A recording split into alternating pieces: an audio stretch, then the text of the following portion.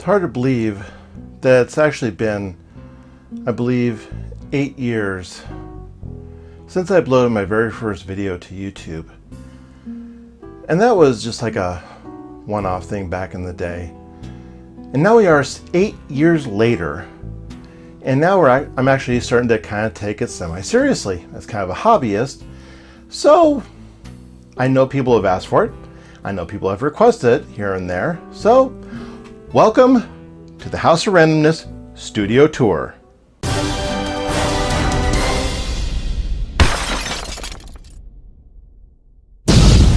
So where to begin with the whole story on how things kind of happen to take their shape, as it were? Well, I first heard of YouTube back in the 2000s, and I saw that people were posting, amateur videos here and there, kind of doing it as a hobby. So I thought, every once in a while, I'll upload something that's, something of local interest, something that my friends might like. But then as I watched more and more, I started noticing that people were generating more and more content based on their interests. And about a year or two back in 2015, my friend Crash Override says, you have a good personality, you should make a YouTube channel. So, and I thought, would I even be able to make good content? Would I even be able to make stuff that's interesting, that people would actually find engaging? Well, I have developed a bit of a small following, so I'm rather surprised. Now, granted, I'm not planning on making, any kind of full-time living at this. My aspirations are not the world's highest, but I do like being creative, and I do like my passion for creativity. So, and it's gone a number of different ways over the years. One of the things that I've done when I was growing up was I used to do a lot of sketch work. In fact, I would be known around the local community whenever I go to restaurants, go out to coffee with people. I would tend to leave napkin doodles, and I would leave them for the waitresses, kind of like, I would leave the regular tip, but then I would also leave a little doodle behind for something to remember me by, and people tended to like that. So the more I got into creating stuff, the more that I kind of found a purpose. And then as I got older, later on in life, I didn't quite sketch as much as I used to. But then I started realizing that, hey, I could be putting my computer skills to some better use. So back in the early 2000s, I started working on computers and actually started building them. Then I got away from it for a little while, and then I got back into it. Like I said, it was in the last couple of years. So I'm very much a latecomer back to the PC building scene, kind of back to the whole online community. So I thought, this would be a great outlet as far as how to be able to flex my creative muscle, get back into, some kind of positive online community. And I'll tell you what, there was the amazing interactions that I have felt with people over the years has been amazing. So, and not only just here on YouTube, but I've also started live streaming over on Twitch too. And people have been really great and supportive over there as well. So, in a lot of the interactions I've had on Facebook, Twitter, YouTube, Twitch, everywhere else, has been really positive. So I found that it's a very healthy environment for me to be in and be a part of. So as a way of kind of giving back, I'm going to show you guys a little bit of what I do and how I go about it, the things that I enjoy, and just kind of give you a general feel for my little bit of a random world. So let's kind of take a look around my little studio, and I'll kind of go through and show you what's what. Here we go. Okay, so as you can see behind me here, what I've basically got is basically the whole layer. This is the whole command center of where I do my content for the channel. So what I do is I run everything through my main rig, which of course is my build that I did back in March of this year, which is i7 7700K with 16 gigs of DDR4 at 3200 megahertz, running through a 525 gig SSD and a 2 terabyte hard drive, also with a EVGA GTX 1070 for the Win 2 graphics card. And I'll tell you what, for 1080p gaming and for a lot of the casual stuff that I do, this combination has worked out very, very well over the last few months. In fact, I think it'll go on working very well for quite a bit longer. Now, eventually, what I would like to do is put together a second streaming box dedicated to just capturing, streaming, and recording, so that way I can take the load off of my 7700K, because as a lot of people know, 4 cores and 8 threads may do well for gaming, but if you're going to do multitasking, you probably want something with just a little bit more cores and a little bit more horsepower. Now granted, back in March when I first started putting my build together, the only 2 options that I really had were either Kaby Lake or Broadwell E, which was the 6-core 12-thread powerhouse from 2016. But I went with the 7700K, and of course, like about within a month afterwards, Ryzen came out, and we all know how that pretty much opened up the floodgates for everything to go on, and a lot of people really rejoiced about this. I think it was a great move from AMD to enter the marketplace, pushing out processors that had 6 and 8 cores as well as 4. This caused a lot of activity in the PC building world because now people have a lot more options. Of course, now ever since then we've had Skylake and Coffee Lake, but I'm going way off on a tangent here. So anyway, I'm going to show you basically what I have in my setup as far as how things are run here, how I have everything connected.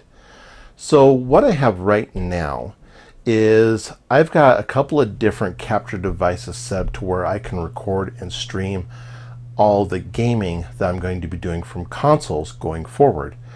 The first capture device I have is I have an Elgato Game Capture HD, which I bought for the primary purpose of doing retro consoles. Basically, if I'm going to be doing PS3, Sega Dreamcast, Genesis, basically anything older, that is a perfect capture card or capture device for doing that, because then what you can do is you can capture into it and then record. But what you have to do as far as being able to split the signal, so that way you can capture, say like you want to do Dreamcast games.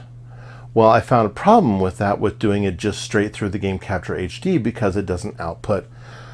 There was a problem with outputting via the HDMI, so I figured the only way to really get around that was to get a signal distributor, a signal amplifier, which basically takes one input and splits it out to anywhere from 2 to 4 different outputs. So thankfully, one of my followers on Twitter and on Twitch, Highlander, was gracious enough to send me the actual distributor that I really needed in order to be able to make that happen.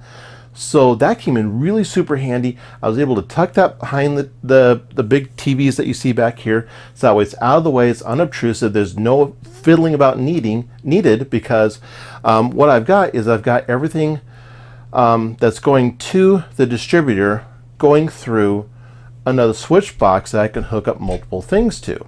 So I take the multiple inputs from that, go out to the distributor, and then from there it splits out to the Game Capture and my second TV, because basically what I'm going to do is I'm going to be playing over here, and then I'm going to be capturing over here. So that way when I'm doing streaming on retro consoles, I'll be able to see what I'm doing and not have any lag for that. So I have been doing PS3 lately, so I wanted to do some PS4 streaming and recording also. So what I did was I was able to get a hold of an Elgato Game Capture HD60S, which has HDMI in and HDMI out for PS4, which works really super good, because that way I can record and play at the same time. And there's actually very little lag when it comes to using the HD60S because of how fast it runs. But I still ran it splitting it from my PS4 to the Game Capture and then to my other panel, so that way I can record and play at the same time and not have to worry about any input lag whatsoever. So this is my original PS3. This is the OG model with the flip-up tray for the SD cards and the extra USB port, so it plays backwards compatible. And of course my PS4, which I have lovingly reskinned with my Watch Dogs skin, which is my favorite game from that console, as well as the controller, of course. This is all going to be going over here through the Elgato Game Capture HD 60S, which is going to make it run absolutely beautifully. When it comes to audio and video, there are different ways I like to consume my media, whether it's movies or videos or concerts or what have you. So a majority of my older stuff I have on VHS. So I have my Sansui 4-head Hi-Fi VCR down here. And then down below that, I've got my Panasonic, I'm just kind of reading off my notes here, this is a LXH670 Laserdisc player. And this is a nice machine because not only does the tray come out, but it also plays both sides of your disc. It is an auto reverse system. So I really love watching Laserdiscs on this. In fact, if you watch my previous videos, you've seen a lot of the Laserdiscs that I've shown off on my channel.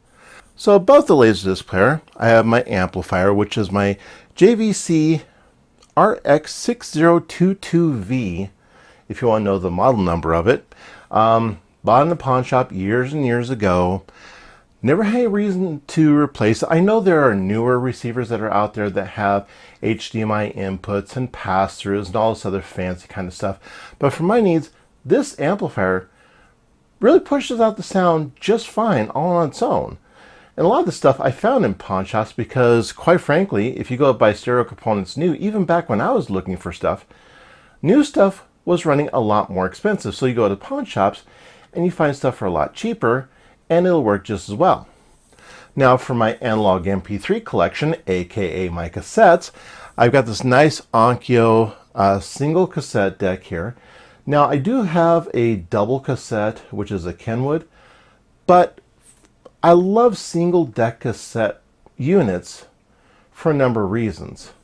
One, when I used to do mixtapes back in the day, now granted we have gone beyond that, we've gone to MP3s and custom playlists and all that other kind of stuff.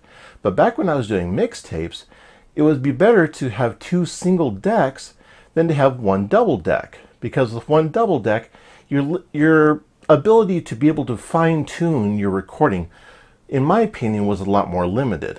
So you get two single decks, and then you can, some of them have like gain control and levels and ways that you can fine-tune the sound from your playback unit to your recording unit, which works so much better. And I love this because it's black. Now granted, not everything I have in my stack is black, but most of it is. It's got the nice, easy to open eject button. It's got the nice soft touch controls. It does Dolby B, it does Dolby C. It's got, it's got your recording levels. It's got a lot of nice functionality. And I bought this for about 40 bucks. So for 40 bucks, I really got a lot of value for the money when it comes to this kind of cassette deck. So, for people who enjoy consuming media from their analog MP3s, aka cassettes, a really good quality cassette deck is definitely the way to go. I do love records and I like being able to play records. So one of the things I felt I really needed to get was a nice turntable. Now granted, this is not the most high-end turntable. This is an Ion USB turntable. Now there's some nice things about this, is that not only will it play through regular left and right RCA jacks, but also hook up USB to your computer. Plus over here, it has a dock for your iOS device. Now granted, this is for an older type iOS device, so if you have something newer, you'll probably need an adapter for this. Now granted, they've probably made newer versions since this, but this is the one I picked up. It was about 100 bucks at Best Buy. I consider it a pretty darn good investment. Well, audio. Who loves good audio speakers? I know I do.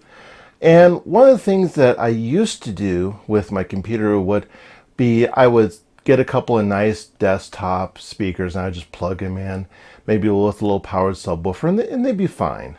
And they still last. In fact, I still have a set of Altec Lansing speakers that I had for years and years and years. They still run fine. They still do well. They still have a good subwoofer on them. However, when I'm doing stuff in my studio, my room is more like a multi-purpose room, because it's not only my YouTube studio, it's also my theater room. It's where basically I do a lot of my creative processing. So I want a setup that's going to be able to be multi-use. So when it comes to speakers, it's go big or go home. I mean, I'm sorry, but that's just the way it is. And I have a washer on my desk. Go figure. So what do I do for audio for my computer? Well, as you can tell, I do big. These are the Pioneer CS603 stereo speakers. They're old, they're big, they have faux wood grain on the outside, but man, I just can't beat the sound. Well, at least not unless I want to spend more money. 15-inch woofers on these things. I mean, these things are going to pound the bass into the floor. Now keep in mind, I only have 2 of these hooked up. I only brought this one out to show off because I actually have 4 of these. Now how much did I spend on these? Well, I spent about $50 for all 4 because I bought them from a friend of mine. Best investment I have ever made as far as speakers go, because these things are awesome. They're insane. And they will deliver the sound. So they not only deliver the sound from my computer, they deliver the sound from my music and my movies and everything else. So they're very multi-use. Now it's a good thing I only have 2 of them hooked up, because in my space, if I were to have all 4 of them hooked up, for one, I'd be a little bit challenged as far as where to find space for the other 2. And 2, I might get some complaints about the level of the noise, because these things are rather big and they're rather loud. But that's why I love them. And of course, what kind of gamer would I be if I didn't have a whole pile of games to play? And I have not even played all of these. There are some games going all the way back to the original Xbox days that I have not yet finished. You know, is that an Analogue MP3 collection? I also have an Analogue MP4 collection. Yes, I have way too many VHS tapes that I've accumulated over the years that I really need to go through, clean up, edit out, get rid of, and otherwise find space for. Lots of them. And I not only watch games, but I also read about games. So of course I've collected the Myst trilogy, and I also have my mishmash of various types of movies ranging from anime to adventure to sci-fi and beyond. Wait a minute, Sega Genesis? How'd that get in there? Okay, I gotta do something about that. Got my old Pocket Monster stickers, which are from Japan. A friend of mine sent those to me. Basically, they're like Pokemon trading cards, only they're in Japanese and they're in sticker format.